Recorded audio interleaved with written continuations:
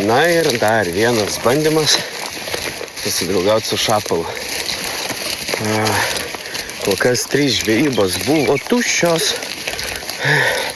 Gal šiandien pasikeis kas nors. Žinau, kad bent jau aplinka pasikeitė, nes nueiti jau dabar sunku. Augalija suvešlėjo. Gerai, pamatysim tas žuvis.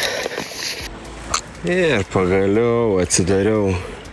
Aiškus minus netgi 2 vobleriai toj pačioj rėvoj, nes tokia jėga atakuoja.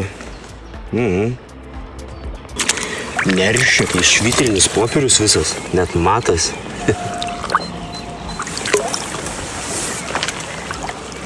Pagaliau. Ir dar vienas yra žolis. Lėk, toliau nešk. Tinkamai vietoj, tinkamu laiku. Ir vėl turi. Nu, gražus paršeliai.